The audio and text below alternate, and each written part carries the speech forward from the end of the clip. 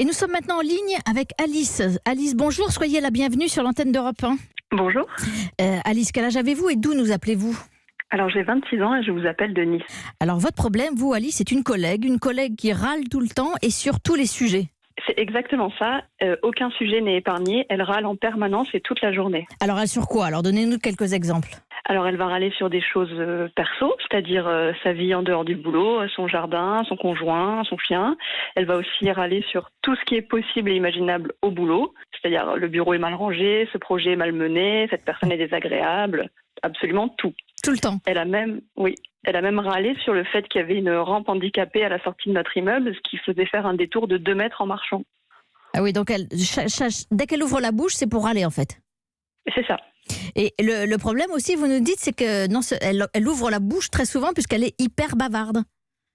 C'est ça. Elle est très bavarde, elle parle en permanence. C'est-à-dire que je peux travailler 1 heure sur mon ordinateur devant elle sans qu'elle arrête de me parler. Alors que je ne fais aucun signe pour lui indiquer que j'écoute ou que je veux continuer la conversation. Et elle parle de quoi ? De tout. Mais tout en très négatif. Tout en râlant. Et alors, elle dit souvent des choses, des méchancetés, en particulier sur le physique des autres. Et je crois que vous-même, elle vous a fait des remarques désagréables. C'est ça. C'est vraiment... je pense pas que dans sa tête, ce soit des méchancetés, mais comme vous dites, c'est sur le physique. C'est-à-dire qu'elle m'a fait la réflexion que j'avais des grands pieds, chose sur laquelle je complexe depuis que je suis petite, et que j'avais des grosses cernes et que je devais vraiment être très fatiguée. Et c'était à 3 minutes d'écart l'un de l'autre.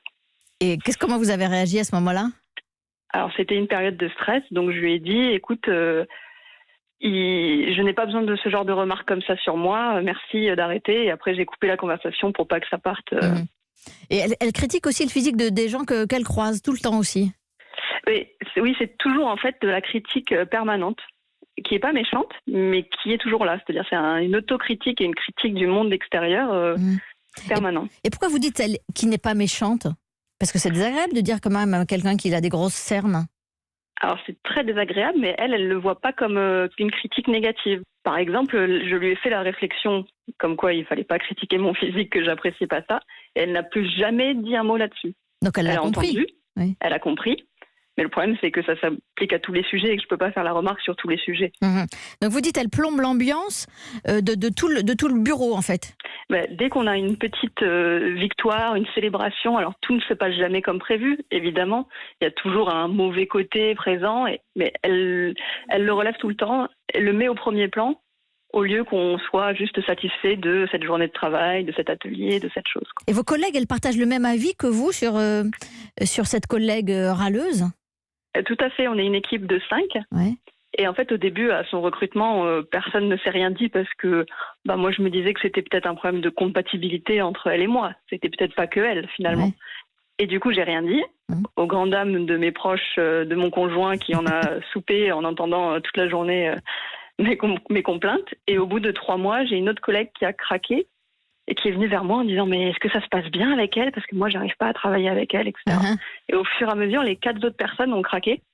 Ah oui. Et c'est là où on s'est rendu compte qu'il fallait qu'on fasse quelque chose. C'était plus un problème personnel, quoi. Ça a dû vous soulager quand même de plus vous sentir seule comme ça face à elle. J'ai recommencé à dormir. Ah oui, parce que vous aviez arrêté de dormir. J'en faisais des cauchemars. Mais des vrais cauchemars ou c'est parce que vous ruminiez sa présence ? Ça m'impactait dans ma vie personnelle. Et le soir, je me suis plusieurs fois réveillée. Ah oui. Avec une sensation de malaise parce que j'avais cauchemardé que je faisais telle ou telle activité avec elle.